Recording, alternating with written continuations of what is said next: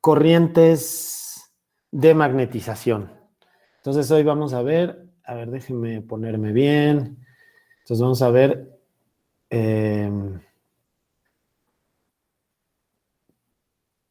corrientes de magnetización.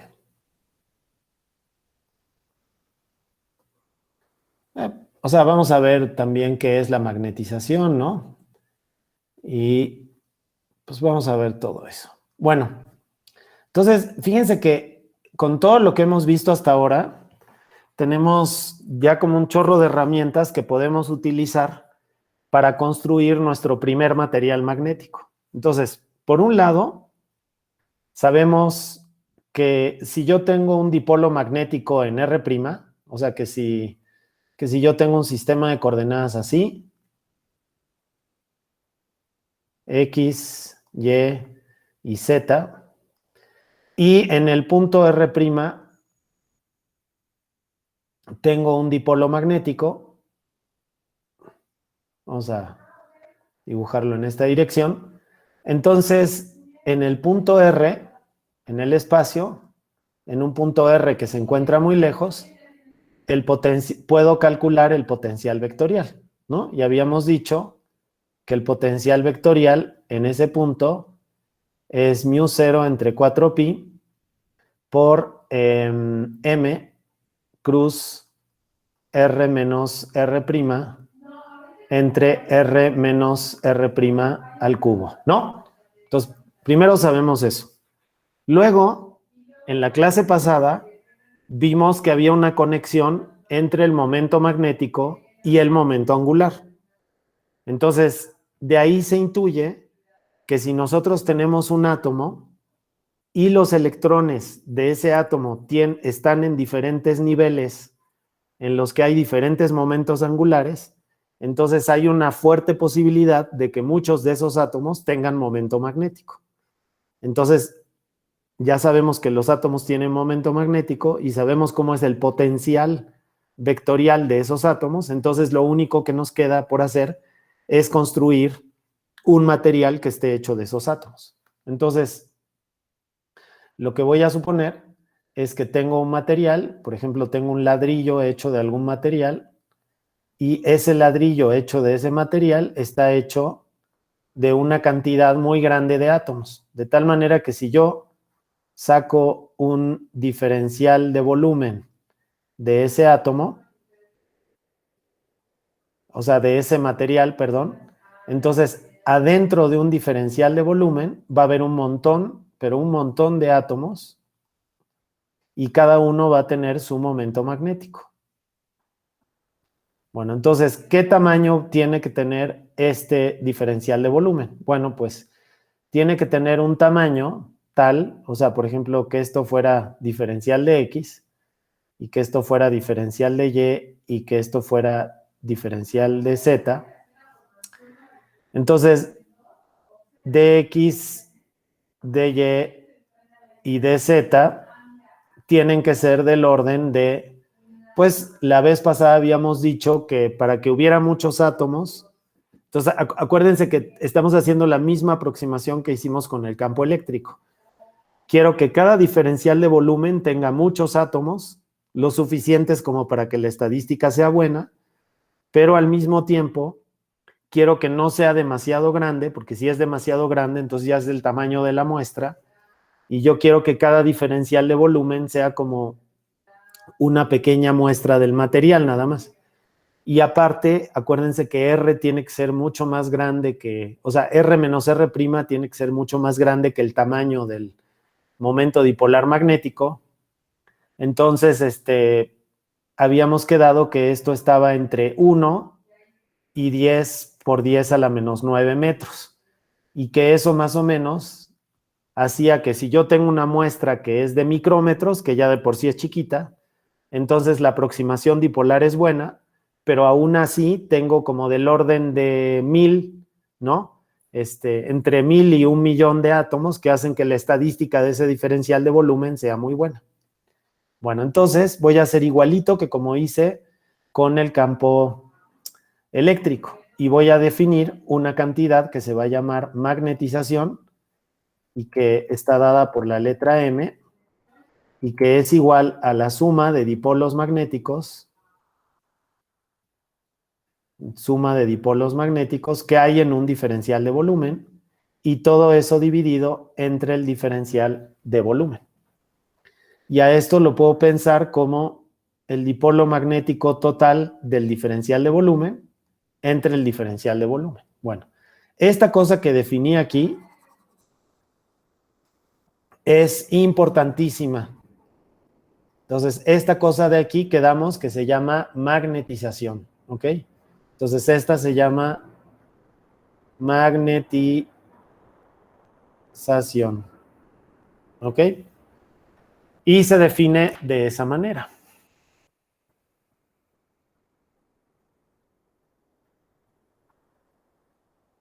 Bueno, entonces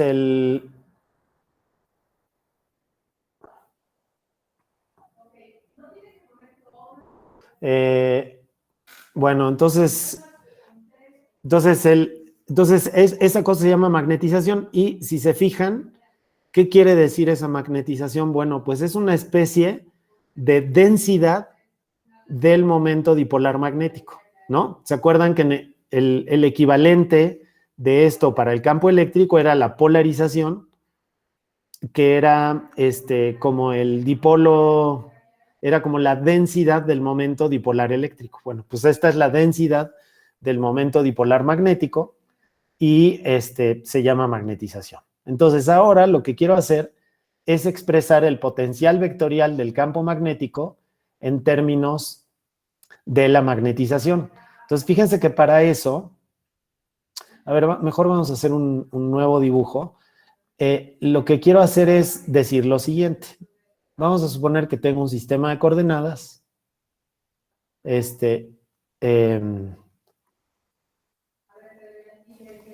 X, Y y Z, ¿no? Tengo mi sistema de coordenadas y en algún lugar del espacio está la muestra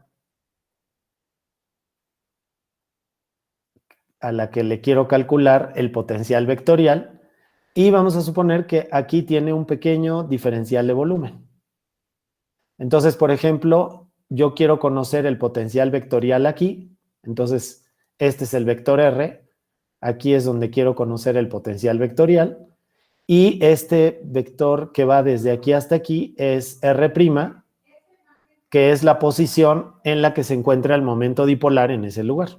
Bueno, entonces, fíjense que entonces el diferencial de potencial vectorial,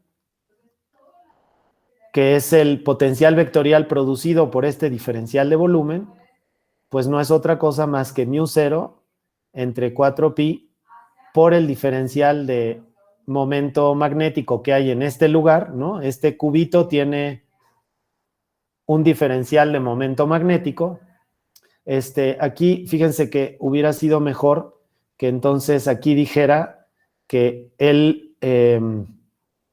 que este es diferencial de momento magnético, es como el diferencial de momento magnético que tiene ese cubito, ¿no?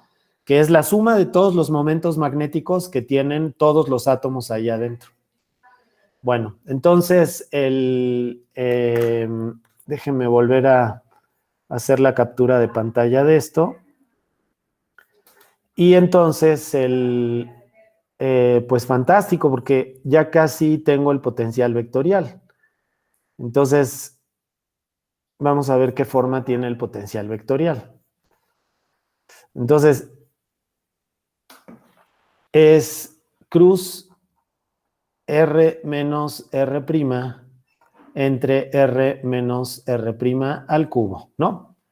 Bueno, y ahora fíjense que el diferencial de momento magnético yo lo puedo escribir como la magnetización por el diferencial de volumen. Acuérdense que lo que yo tenía era magnetización igual a el diferencial de momento magnético entre el diferencial de volumen.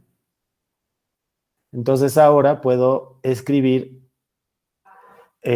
entonces puedo hacer esto de aquí, ¿no? Bueno, y una cosa que es muy importante es que la magnetización va a depender de R', porque va a depender de dónde me encuentre en el espacio, ¿no? Porque puede ser que esa muestra en algún lugar tenga un cierto valor o sea, tenga unos dipolos magnéticos que están orientados en una dirección, y puede ser que en otro lugar del espacio esos momentos magnéticos estén orientados en otra dirección. Entonces, eso hace que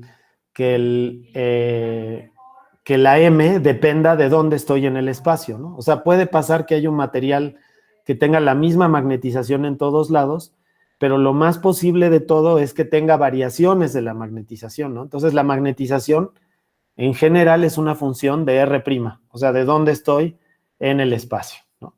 Entonces, si sustituyo esto en esta ecuación, lo que me queda es que el potencial vectorial en el punto R es igual a μ0 entre 4pi por m de R' por el diferencial de B'.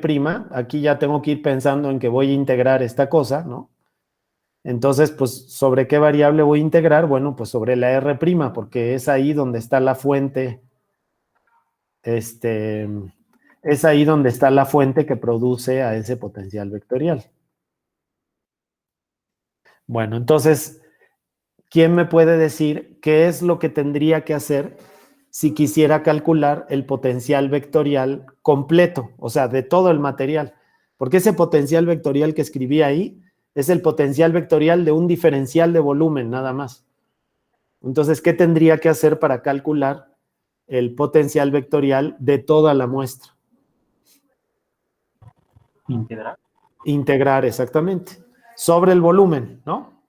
Entonces, en el potencial vectorial de ese material es igual a μ0 entre 4pi por la integral de m de R' cruz R menos R' entre R menos R' al cubo por el diferencial de B'. ¿Ok? Y este de aquí es el potencial vectorial de todo el material, por el hecho de que ese material está hecho de dipolitos magnéticos. Bueno, entonces ahora lo que quiero hacer es, quiero hacer algunos cálculos matemáticos con esta expresión, y para eso, pues voy a utilizar mis, ¿se acuerdan las identidades diferenciales y todas esas cosas que me gusta utilizar en este tipo de expresiones? Entonces, vamos a utilizar varias cosas, ¿no? Entonces, a ver, en primer lugar, me gustaría utilizar el hecho de que,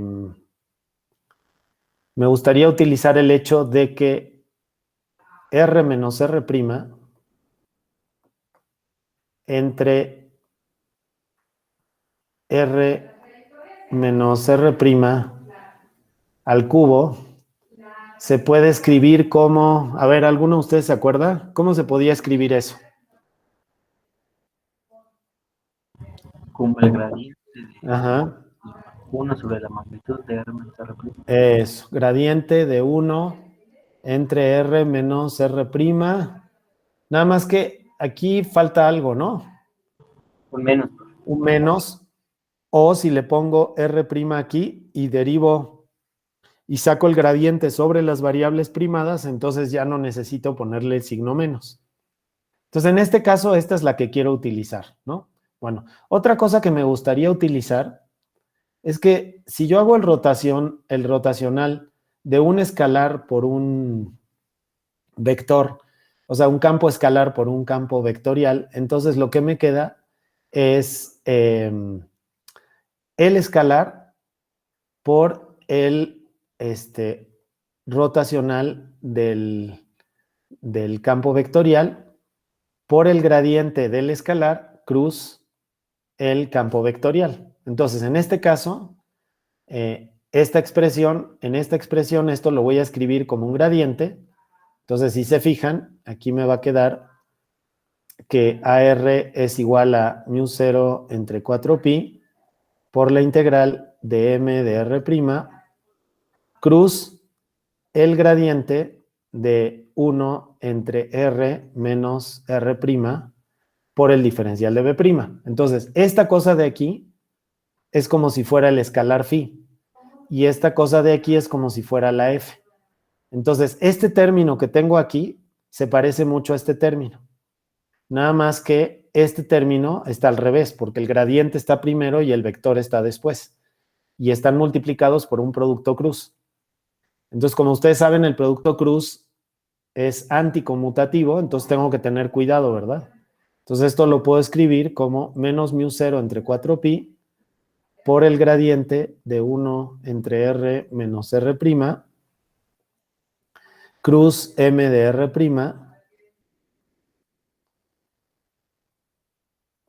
por el diferencial de b', ¿ok? Y entonces ahora quiero despejar esta cantidad de aquí.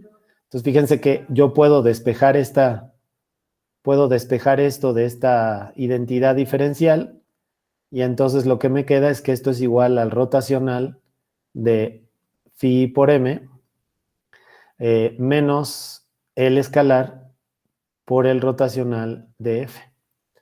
Y entonces pues ya me queda esa expresión así como la quiero calcular. Entonces, si se fijan, esto es igual, entonces, siguiendo esta relación, es menos μ0 entre 4pi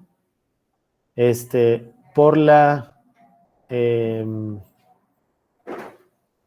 por la integral de volumen del rotacional de m de r' entre r menos r'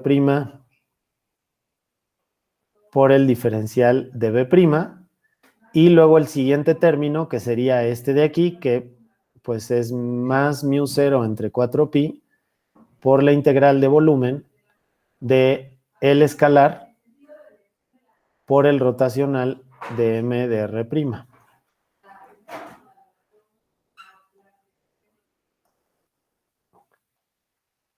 ¿Ok? Entonces convertí la expresión en estos dos términos de aquí, ¿no? Entonces ahora, lo que vamos a hacer es seguir transformando esta expresión, a ver si de ella podemos sacar un poco de información. Y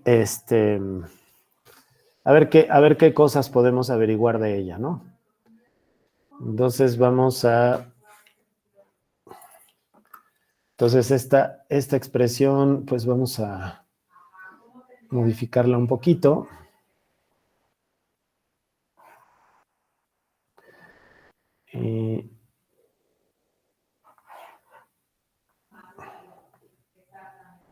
Entonces, fíjense que esto es lo que me quedó como el potencial vectorial, ¿no? Bueno, entonces, a este primer término no le vamos a hacer nada. Bueno, aquí, fíjense que creo que se me olvidó desde la hoja anterior que este es el rotacional de esto, ¿verdad? Porque aquí dice que esto es el rotacional del escalar por la m, ¿no? Entonces aquí tengo la m y aquí tengo el escalar. Entonces es el rotacional de eso. Entonces, a ver, déjenme corregir esa transparencia para que les quede bien y no tenga errores.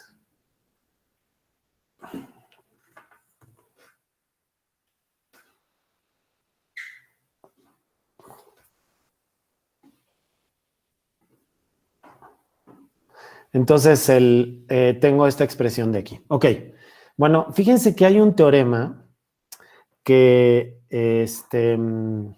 se parece mucho, que hasta uno lo podría confundir con el teorema del rotacional, pero curiosamente no viene del teorema del rotacional, sino que viene del teorema de la divergencia, que es el siguiente. Es este de aquí, dice que si yo hago una integral de volumen del rotacional de un escalar, esto es igual a la integral cerrada del n por el vector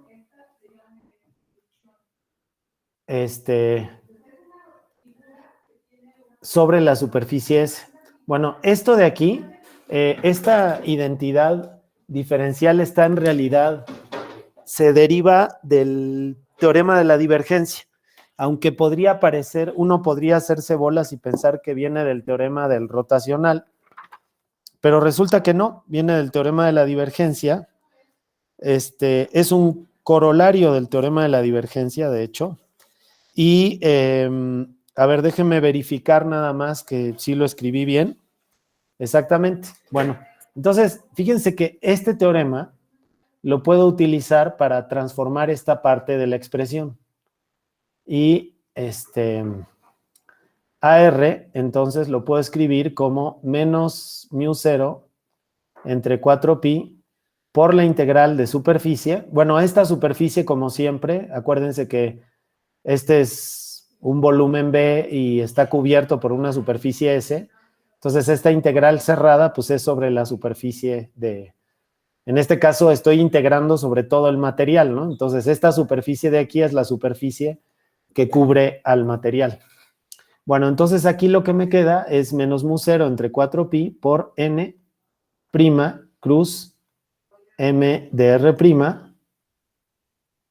entre r menos r' por el diferencial de superficie. Y de este lado, esta expresión me queda exactamente igual que como estaba aquí, ¿no?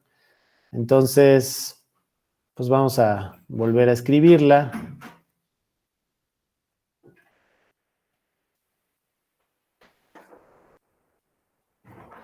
Por el diferencial de B', ¿no? Y de hecho, me gustaría escribirla al revés. Bueno, entonces, pero vamos a hacerlo en la siguiente hoja, eso mejor. Y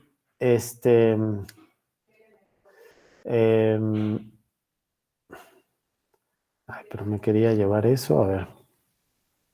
Bueno, pues entonces este es el potencial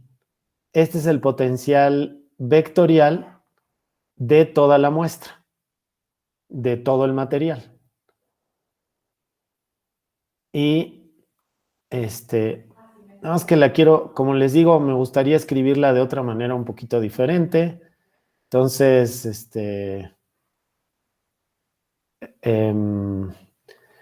quiero escribir este término primero y lo quiero traer para acá. Y el otro término lo quiero después. Capaz que si lo volví a escribir me tardaba menos, ¿no? Pero bueno, quién sabe, yo nunca lo voy a saber. Bueno, entonces, fíjense que esto de aquí lo puedo comparar con lo siguiente. Acuérdense que el potencial vectorial de una distribución de carga volumétrica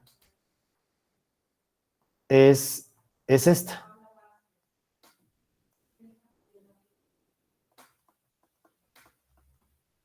Este es el potencial vectorial de una densidad de corriente volumétrica. ¿Ok? Bueno, y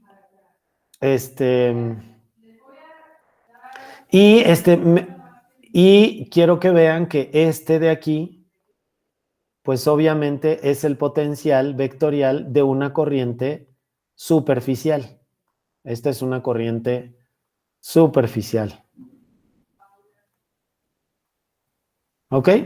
Bueno, entonces este término de aquí lo quiero convertir un poquito en otra cosa. Entonces le voy a borrar la n y esta m de r' la voy a pasar al frente y la n la voy a poner después. ¿Ok? Entonces si hago eso, esto de aquí me tiene que quedar positivo. ¿Ok?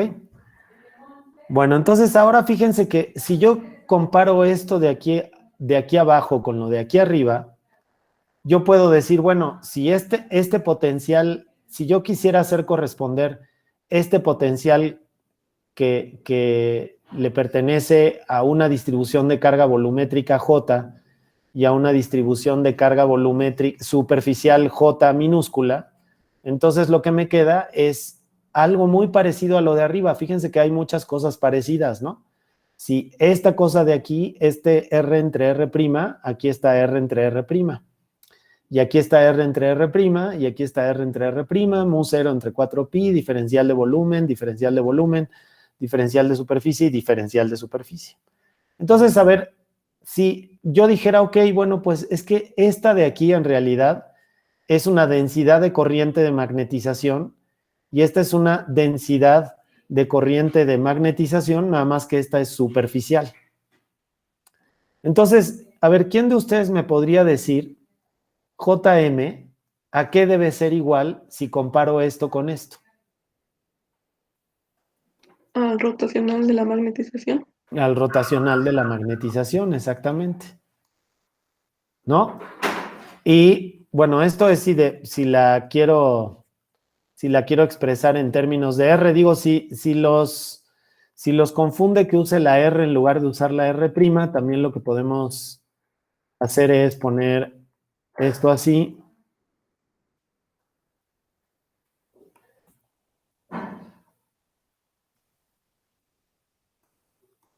Y entonces, pues obviamente también es cierto que si en lugar de usar R' uso R, entonces, pues da lo mismo, ¿no?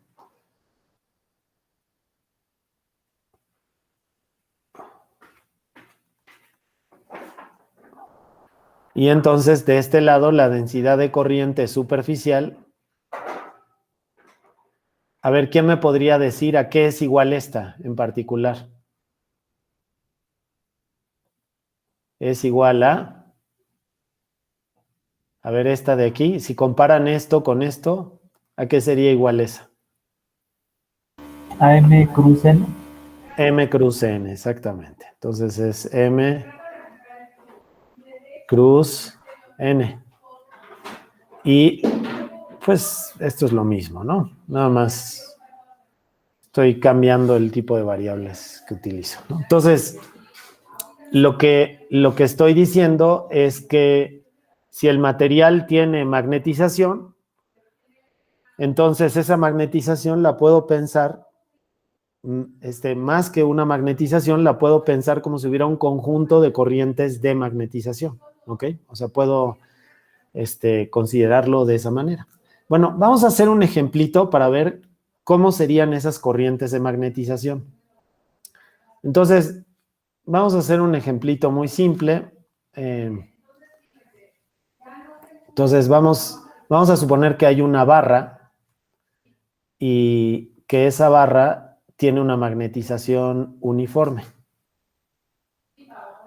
Entonces, vamos a suponer que esta barra tiene una magnetización uniforme. Entonces, esto es una barra, así, ¿no? Y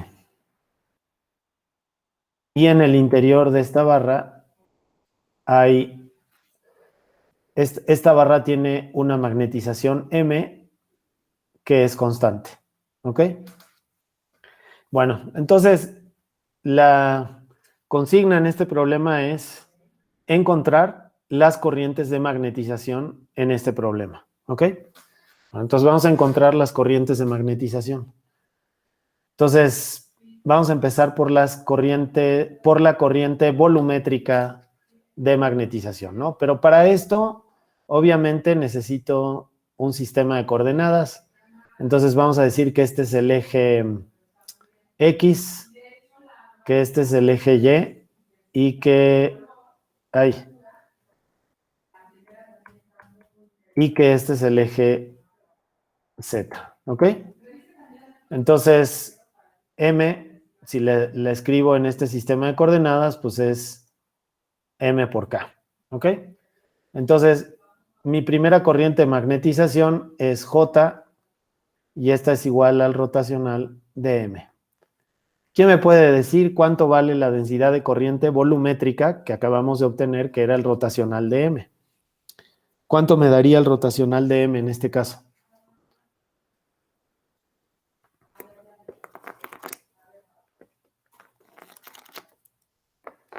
A ver. ¿Cero? 0, ¿verdad? ¿Por qué? Porque es constante. Porque es constante, exactamente. Habíamos dicho que m es constante, entonces esta m de aquí es una constante. Entonces eso quiere decir que el rotacional pues va a ser igual a 0, ¿no? Quién sabe cómo saco las derivadas correspondientes al rotacional, pero pues, si la m es constante y la derivo con respecto a x, y y z, pues eso me va a dar 0. Entonces la densidad de corriente de magnetización es 0. Vamos a ver las densidades superficiales. Entonces primero me quiero fijar en esta cara de aquí, ¿ok? Entonces en esta cara, a ver, ¿quién me puede decir cuál es la densidad de corriente superficial en ese caso? Pues acuérdense que es J igual a M cruz N, ¿no? Y recuerden que como siempre, como en este tipo de casos, la densidad de corriente es esta, pero tiene que estar evaluada sobre la superficie, porque esta integral que tengo aquí, está integrada sobre la superficie del material. Entonces, como está integrada sobre la superficie del material, pues esa es la densidad de corriente superficial sobre la superficie del material, ¿no? No es en cualquier superficie que se me ocurra, sino es en la superficie del material. Entonces, tiene que estar evaluada sobre la superficie. Bueno, entonces, M cruz N, en este caso, ¿quién sería N? Aquí, en la superficie esta. Menos K. Menos K, ¿verdad? Entonces tenemos M por K, cruz menos K. ¿Y esto cuánto da? 0. 0. Entonces la densidad de corriente superficial sobre esta superficie es 0. Bueno, ahora vamos a pensar en esta otra superficie. Entonces esa va a ser S2. ¿Cómo es la corriente superficial en esa superficie? Igual 0. Igual 0, ¿verdad? ¿Por qué? Porque ahora el vector normal de superficie es K, y entonces esto es igual a 0. Ok, y ahora en la superficie 3, que es esta de aquí, o sea, toda esta es la superficie 3, ¿no? Entonces toda esta es la superficie 3, entonces S3 tiene una densidad de corriente que es M cruz N. ¿Quién me podría decir cuál es el vector normal de superficie? En ese caso. UR. UR, muy bien, exactamente. O sea, es el vector unitario, pero en coordenadas cilíndricas, ¿verdad? Bueno, y acuérdense que el vector unitario UR es yo lo puedo escribir como coseno de phi, que es el ángulo polar, por I, más seno de phi por J. Y entonces, acuérdense que I cruz J es igual a K, K cruz I es igual a J, y J cruz K es igual a I. Entonces aquí me queda K cruz I es igual a J, entonces me queda M por el coseno de phi por J. Y aquí me queda K cruz J, que en este caso es menos I, entonces me queda menos seno de phi por I. Y recuerden que este vector unitario de aquí es el vector U phi, ¿no? Entonces, el círculo en coordenadas cilíndricas es así, ¿no? Aquí tienen el eje Y, aquí tienen el eje X, el vector UR es este de aquí, y el vector U phi es un vector que es perpendicular a ese y que va en la dirección en la que cambia el ángulo phi. O sea, este ángulo de aquí es el ángulo phi, entonces el vector U phi es perpendicular a ese vector de ahí, ¿no? Si quieren, vamos a dibujarlo de otro color para que se distinga. Entonces el vector U phi es este de aquí. Entonces este de aquí es U phi, ¿no? Es un vector que es perpendicular a UR. Bueno, entonces eso quiere decir que la densidad de corriente es igual a M por U phi. Entonces, Bueno, pues, ¿qué significa esto? Quiere decir que si yo veo al cilindro de frente, o sea, si yo veo a esta barra de magnética, la veo de frente, entonces lo que vería es una corriente que va sobre la superficie circular de la barra.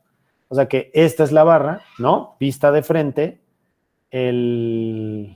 la magnetización sale de la hoja, ¿no? La magnetización sale de la hoja y la corriente de magnetización, la única corriente de magnetización que no es cero, es la que está sobre esta superficie y va en esta dirección. Esta es la corriente de magnetización y está como sobre la superficie del material. Está toda así. ¿Ok? Bueno, entonces, ¿qué quiere decir esto? Pues fíjense que coincide muy bien, igual que en el caso del campo eléctrico, coincide muy bien cómo uno se imaginaría las cosas. Vamos a suponer que estoy en la parte de atrás de esta superficie, ¿ok? O sea que estoy en la superficie S1, que era la que estaba hasta atrás. Entonces, tengo la superficie, esta de aquí vamos a suponer que esta de aquí es S1, ¿ok? Entonces, digo, exagerando un poco las cosas, los átomos que yo voy a ver aquí son los puedo pensar como circulitos, ¿no? Los puedo pensar como circulitos. Y entonces, son como circulitos y de hecho, la corriente o sea, los momentos magnéticos de estos circulitos, si estoy viendo a S1, que es la de atrás, entonces la corriente debería estar circulando en esta dirección. O sea, la corriente, digamos, la corriente de las órbitas atómicas de esos materiales debería ir en esta dirección para que el momento magnético de esta cosa esté hacia adentro. ¿Ok? Entonces, déjenme ver si lo puedo dibujar un poquito mejor. ¿Ok? Entonces, la corriente está como girando en esta dirección, así. ¿Ok? O sea, si no quieren, no lo piensen como una corriente, piénsenlo como que son los orbitales y esas de ahí son las corrientes eléctricas resultantes de esos orbitales. Bueno, entonces, a ver, vamos a dibujar un chorro de estos átomos aquí adentro. Entonces, por ejemplo, este átomo está aquí.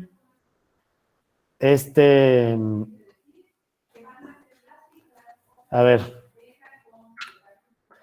Entonces, este átomo está aquí. Este átomo está aquí. Este átomo está aquí. O sea, estos son los átomos que están sobre la superficie del material.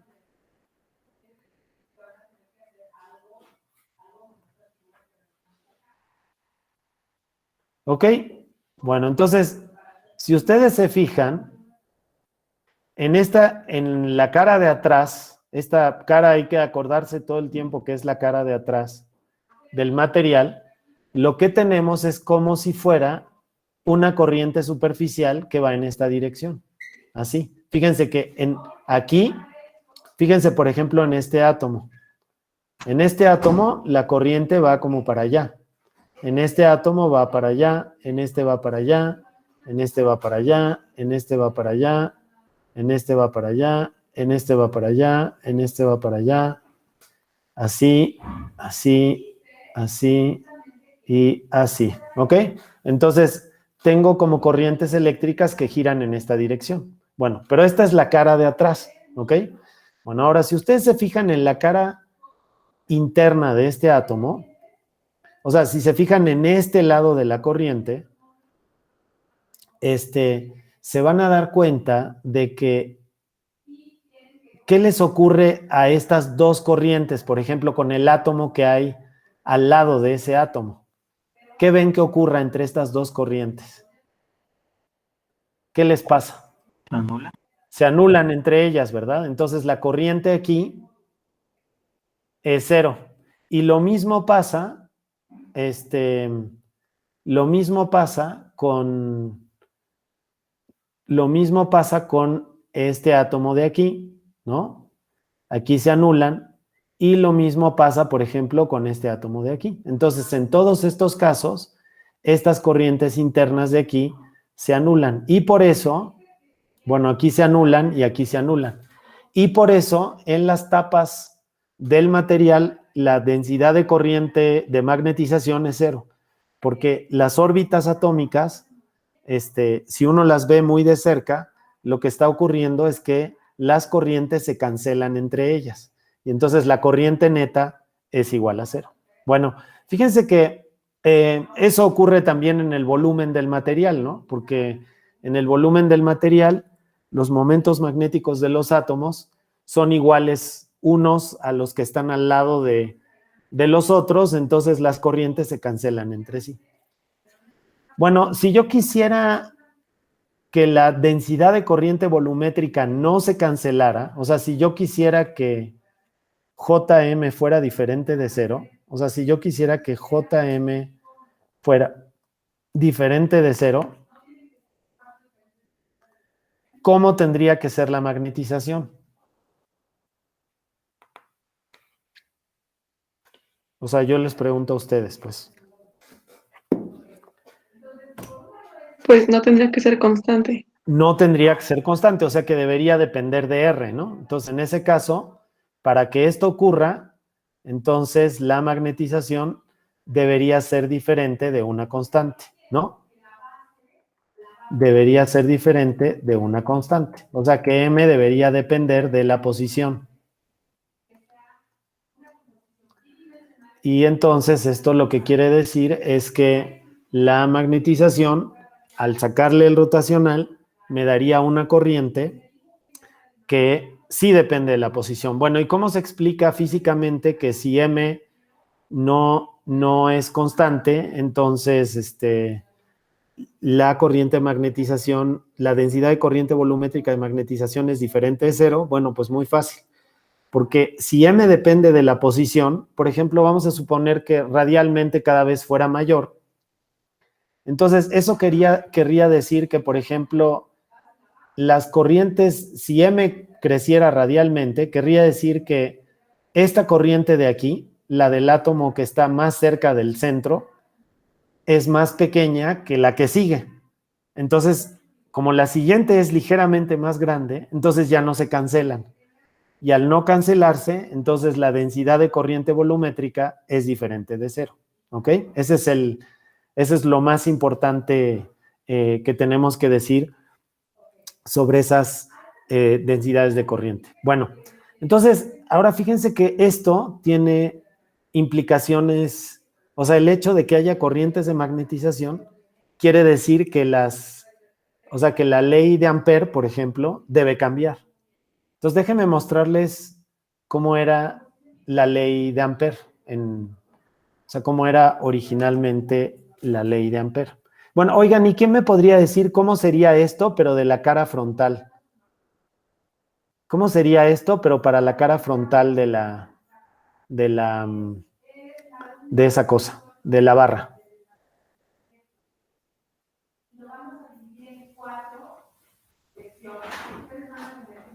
A ver, ¿quién me puede decir?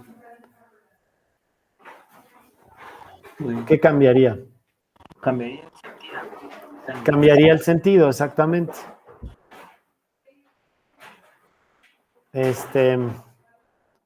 O sea que,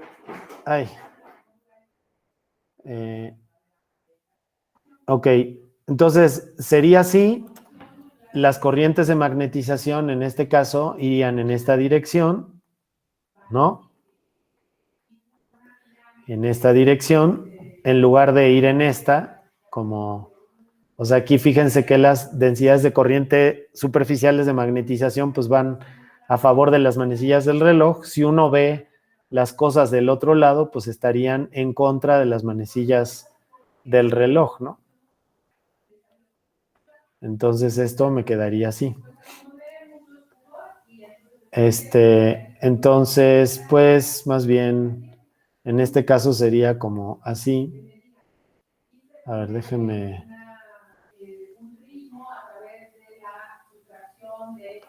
Y entonces las corrientes de estos átomos serían diferentes, ¿no? Serían así.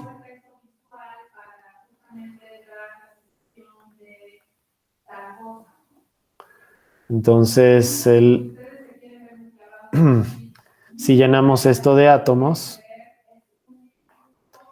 ¿no? Aquí, entonces, pues me quedaría así.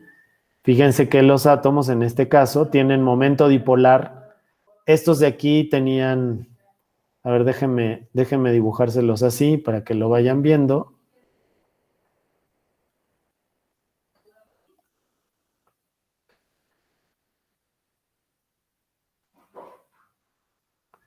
Y así, ¿ok?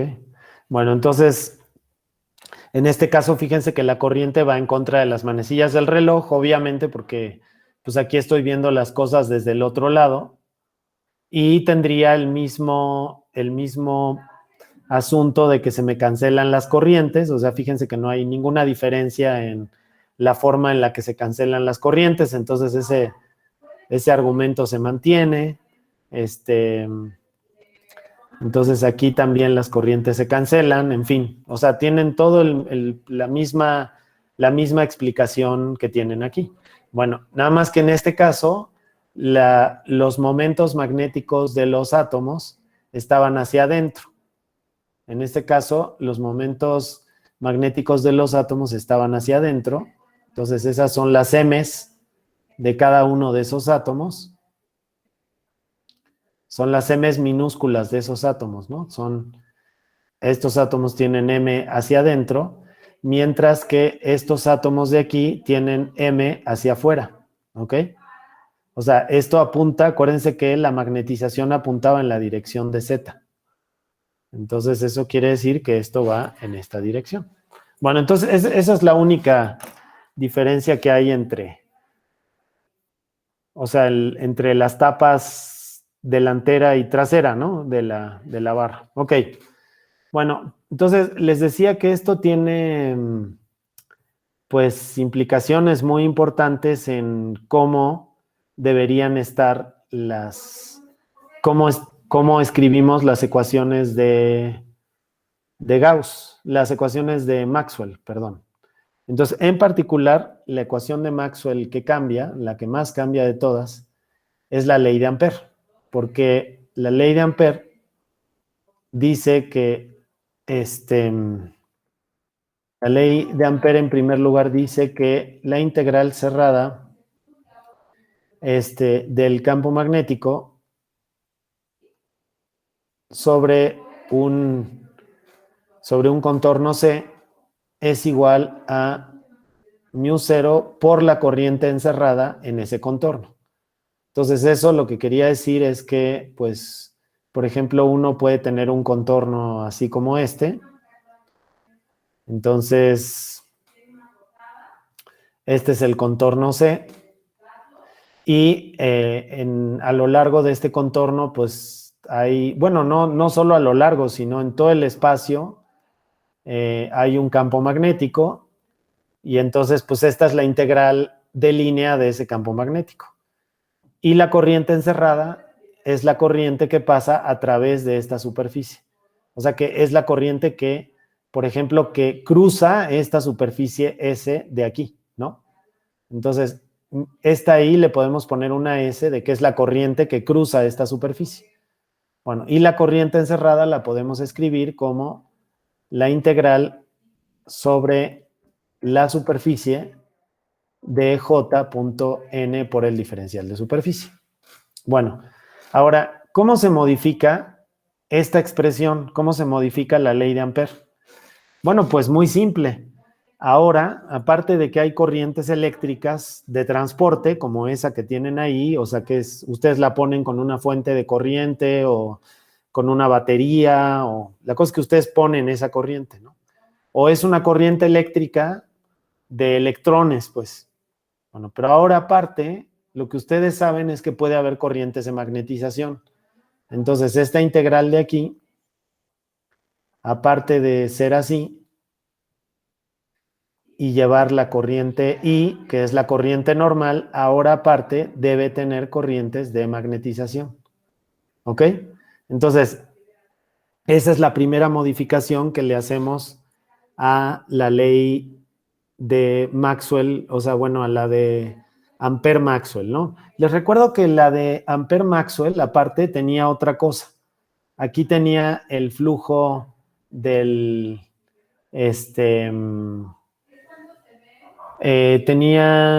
aquí tenía el término este del desplazamiento eléctrico, ¿no?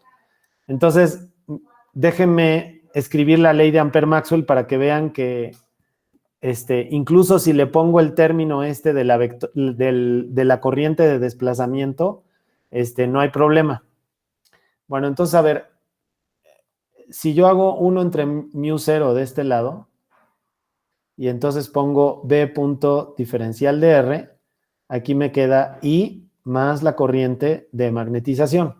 Y de este lado, no sé si se acuerdan, pero había la derivada temporal de la integral de superficie del vector de desplazamiento.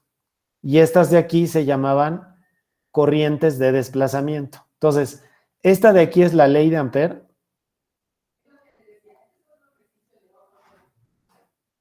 que es válida en estado estacionario.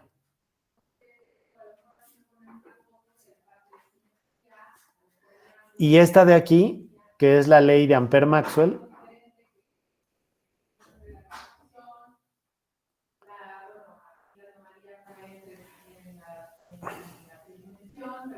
esta es la ley de Ampère-Maxwell, es válida en cualquier estado.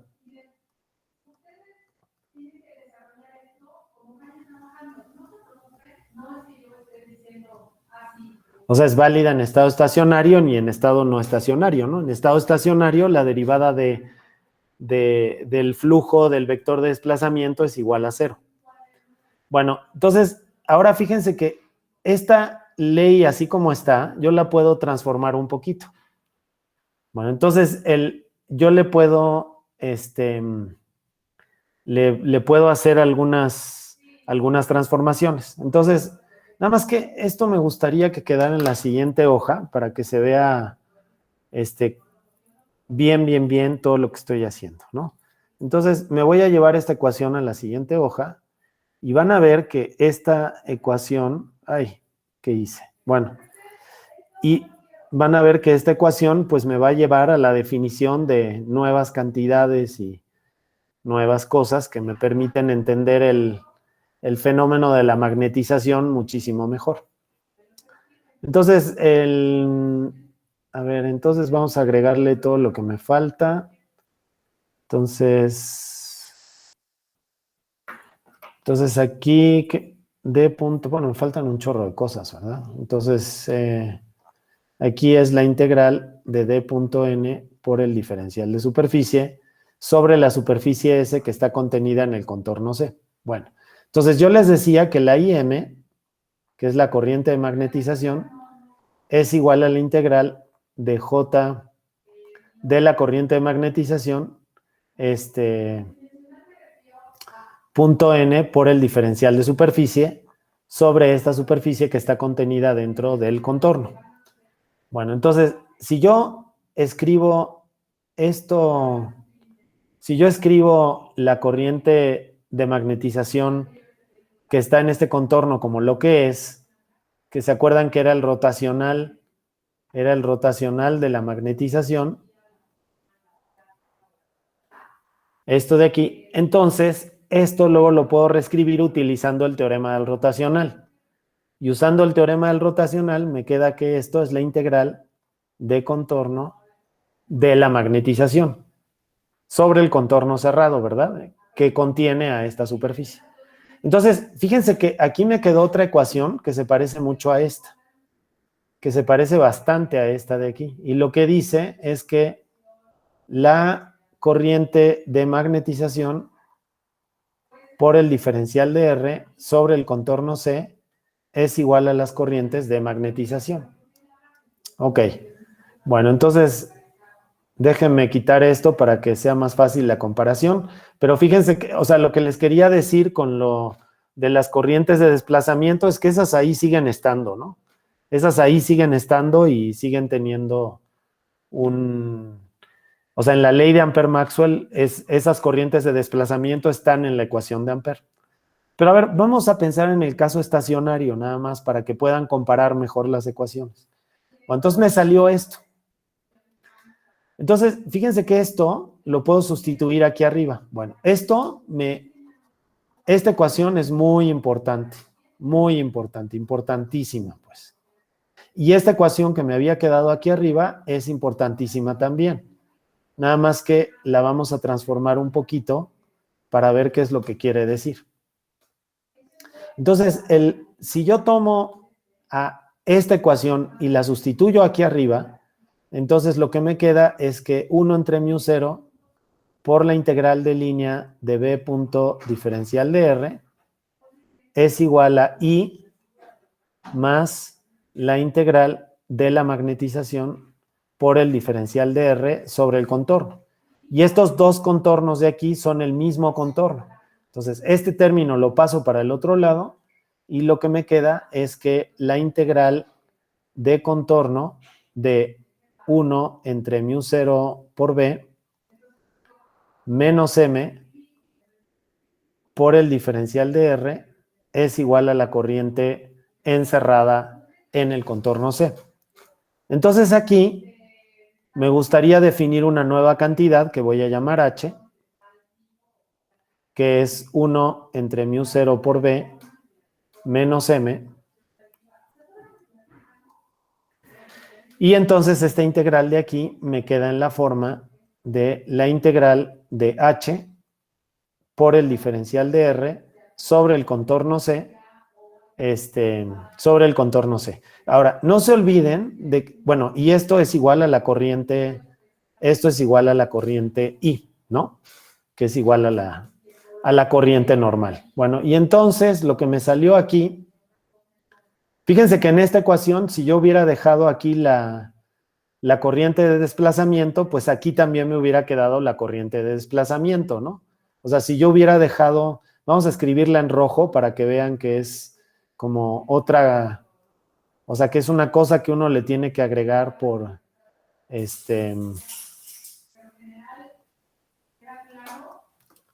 Entonces, si yo en esta ecuación hubiera dejado la corriente de desplazamiento, pues aquí también me hubiera quedado la corriente de desplazamiento. ¿Ok? Ok. Bueno, entonces, si la hubiera dejado, ¿no? Entonces, esta ecuación de aquí, esta ecuación que me quedó aquí, es súper, súper importante también. Nada más voy a resaltar esta parte y les dejo la corriente de desplazamiento para que vean que ahí está, pues. Entonces, fíjense que tengo estas tres ecuaciones, la amarilla, la azul y la verde. Y esas tres ecuaciones quieren decir cada una cosas diferentes. Y otra ecuación muy importante que me quedó aquí es esta de aquí. A ver, permítame un segundito. Esta ecuación de aquí es muy importante también, pero me gustaría escribirla de otra manera. Vamos a escribirla de esta manera, que es B0, bueno, B es igual a μ0 por H más M. Así me gustaría escribirla, ¿no? Y entonces esta pues la resaltamos con rosita, ¿ok? Y entonces tengo estas tres ecuaciones. Entonces, a ver, vamos a volver a escribirlas en la siguiente hoja y vamos a ver qué quieren decir. Entonces, bueno, vamos a ver qué quieren decir. Entonces, a ver, vamos a escribirlas todas. Entonces, la primera ecuación, lo que decía la primera ecuación es que la integral de contorno de 1 entre μ0 por B por el diferencial de R es igual a la corriente más la corriente de magnetización. Bueno, y si aquí quieren poner las corrientes de desplazamiento, pues ponen las corrientes de desplazamiento. Bueno, la siguiente ecuación decía, la integral de contorno de la magnetización es igual a las corrientes de magnetización. Y la última integral lo que dice es que la integral del campo magnético por el diferencial de R es igual a las cargas normales. Y finalmente teníamos una ecuación que era, o sea, era esta de aquí, B igual a mu 0 por H, etcétera, etcétera. Y esa ecuación, entonces, también la queremos poner aquí para ver qué es lo que quiere decir. Entonces, B es igual a mu 0 por H más M. Bueno, entonces, lo que dice esto, bueno, entonces, a ver, el nombre oficial de la B es inducción magnética. ¿No? Magnética. El nombre oficial de la M es magnetización.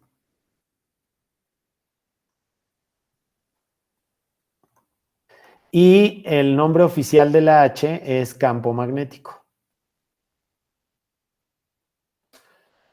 Uy, qué feo.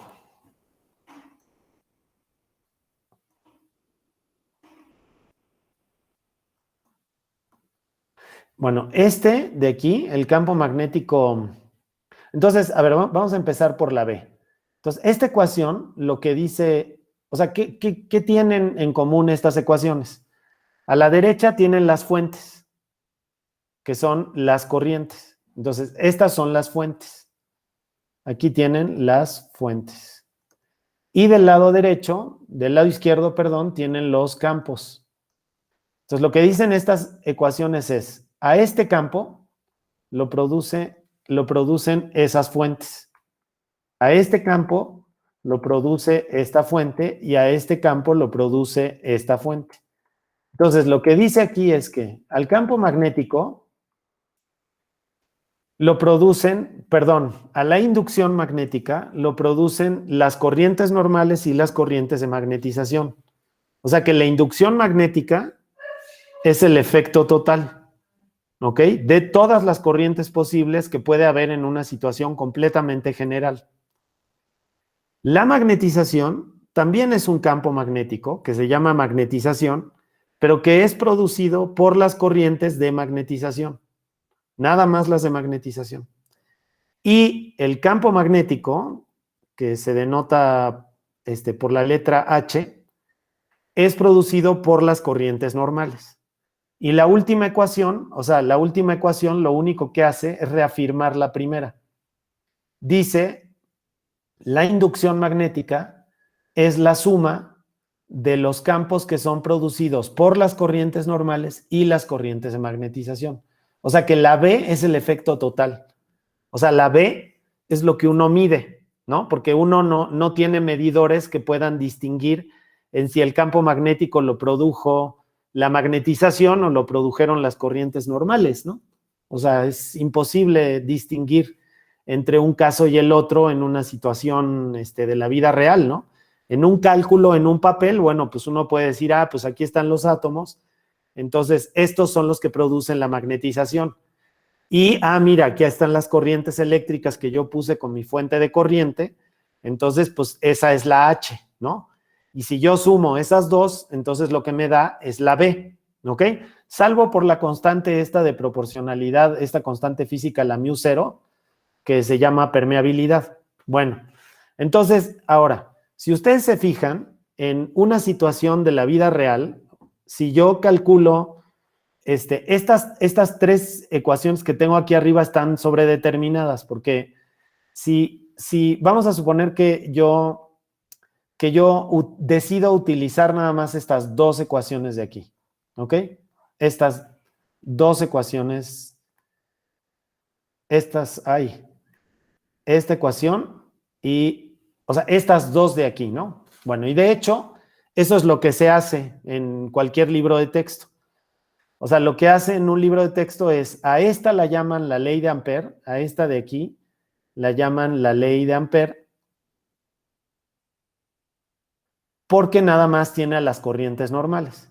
Y luego lo que uno hace es decir, ah, bueno, pero el campo magnético, la inducción magnética B, es el efecto de la H, que es la que yo saqué con la ley de Ampère, y la M, que es la magnetización.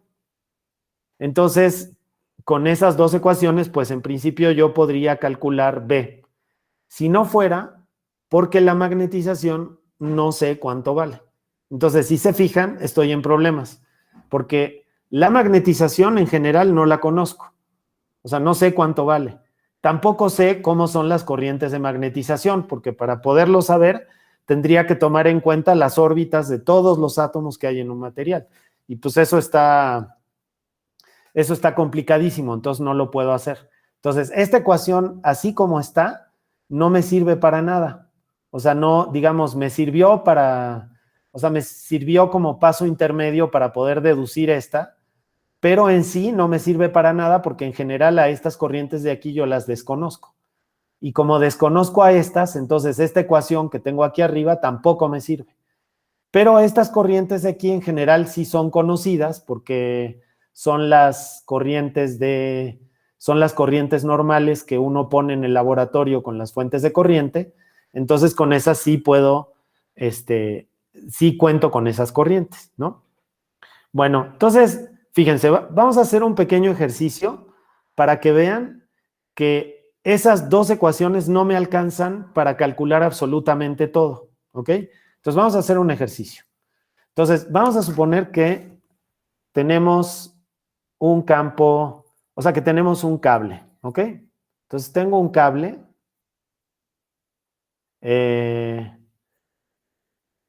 Tengo un cable que está sobre el eje Z, ¿ok? Y es un cable infinitamente largo. Entonces, este es el cable y sobre este cable pasa una corriente I. Entonces, vamos a dibujar la corriente I que pasa por este cable.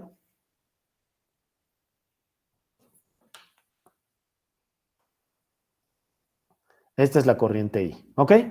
Y vamos a suponer que aquí afuera hay un material magnético, ¿ok?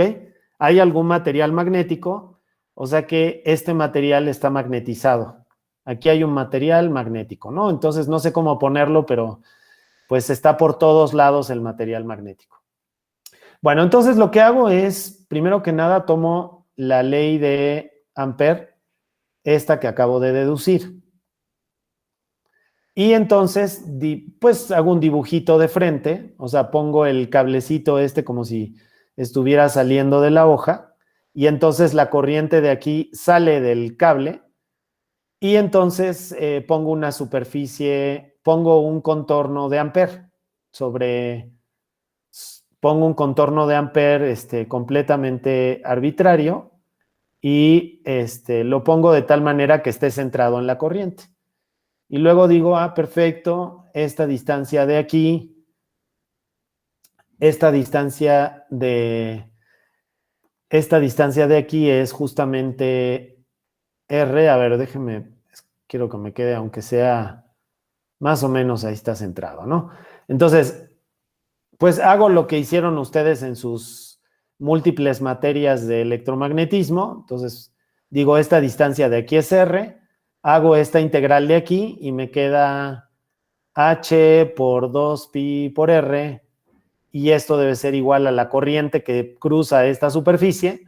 La corriente que cruza esa superficie es I, entonces el campo magnético es igual a I entre 2pi R.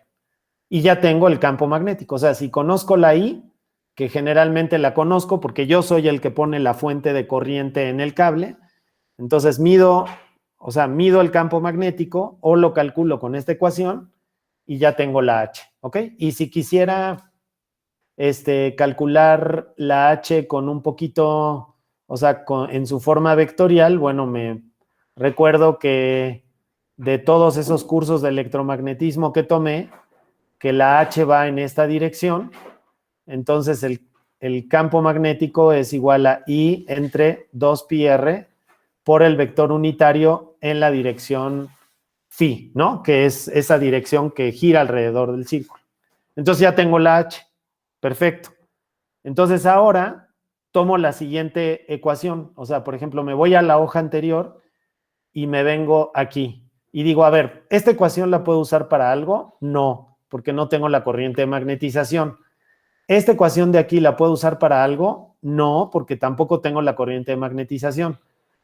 Pues la que podría utilizar en todo caso sería esta, pero no tengo la magnetización.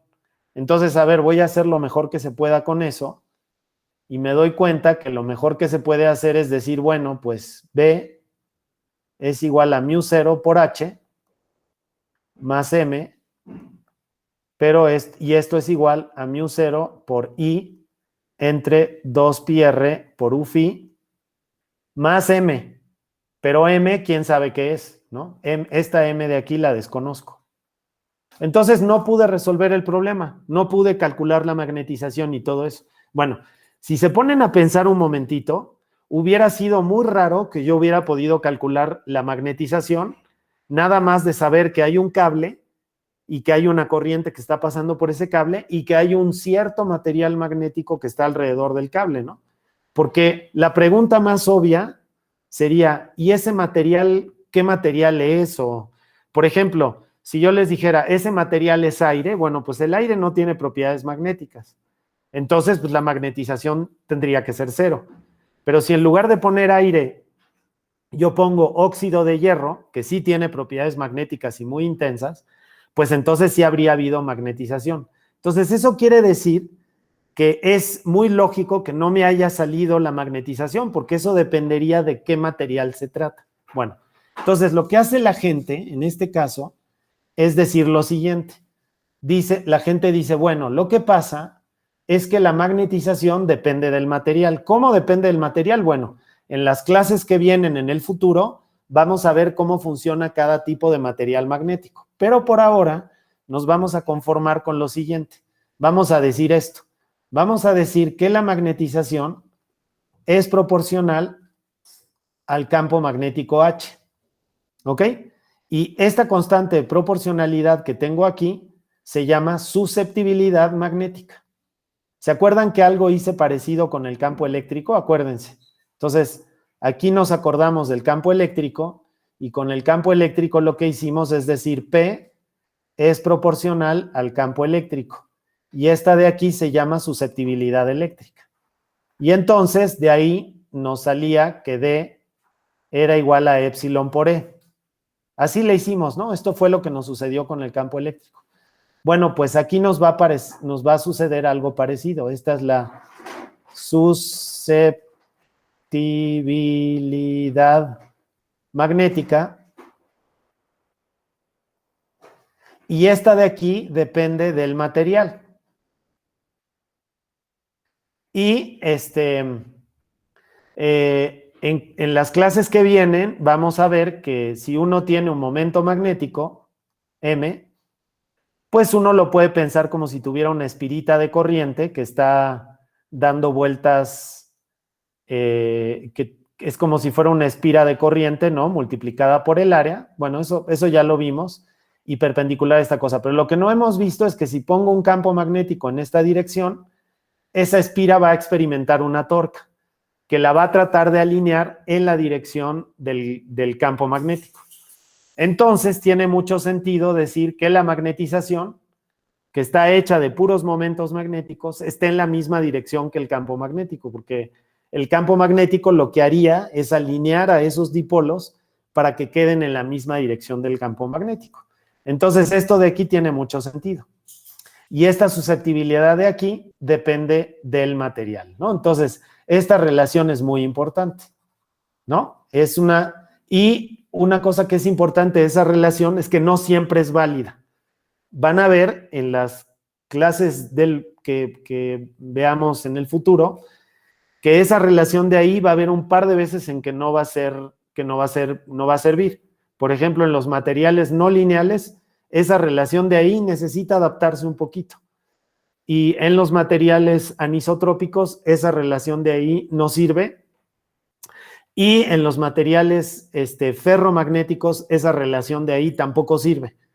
Pero en los materiales diamagnéticos y en los materiales paramagnéticos, ahí sí sirve. Entonces, digamos que, pues, por lo menos, o sea, tenemos una relación que sirve en algunos casos. Bueno, vamos ya a terminar diciendo lo siguiente. Bueno, pues fíjense que si esa relación es válida, si esa relación que yo tengo ahí es cierta, entonces vamos a tener otra relación que se parece a la que teníamos para el campo eléctrico. Entonces vamos a verla. Entonces, fíjense, les acabo de decir que el dipolo, les acabo de decir que la magnetización, pues en general se puede poner de esta manera. Así. Entonces, me regreso a esta ecuación y me doy cuenta que podría sustituir eso aquí mismo. Entonces, fíjense que aquí tengo mu0 por h más m. Entonces, en lugar de escribir la m así como está escrita, la voy a escribir de esta manera. Y entonces me queda mu0 por h más la susceptibilidad magnética por h. Y entonces esto me queda como mu0 más mu0 por la susceptibilidad magnética que multiplican a h. Y entonces a esta cosa que me quedó aquí la llamo la permitividad del medio. Entonces puedo decir que B es igual a mu por h. Y esta es la permitividad del medio.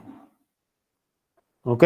O sea que, por ejemplo, el óxido de hierro tiene una permitividad, el aire tiene una permitividad, etcétera, etcétera. Si el material no tiene permitividad alguna, entonces, entonces la mu es igual a la mu0, ¿no? O sea, más bien, si el material no tiene susceptibilidad alguna, entonces la mu es igual a la mu0. Entonces, fíjense que con eso puedo concluir el problema anterior, porque en el problema anterior yo no había podido decir cuánto era la magnetización y cuánto era la inducción magnética B. Ahora sí puedo hacerlo, porque puedo decir, ok, H, ¿no? Entonces puedo terminar el problema. Voy a terminar el problema. Muy rápido lo voy a terminar porque ya se acabó la clase, pero sí me gustaría dejar redondeado esto. Entonces,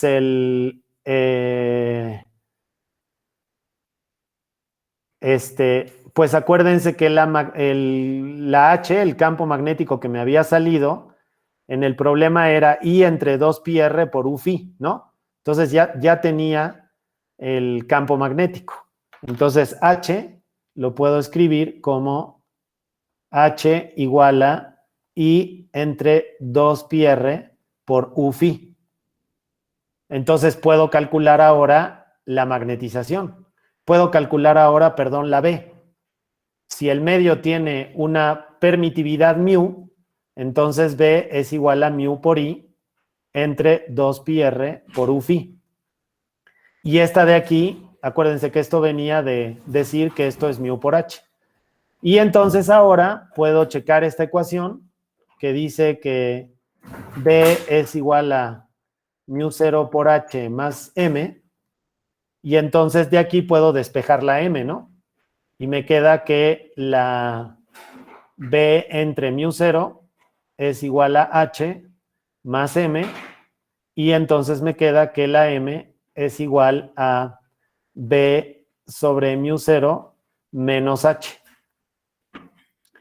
Y pues si sustituyo, me queda mu sobre mu0 por I entre 2πr por UFI menos I entre 2πr por UFI.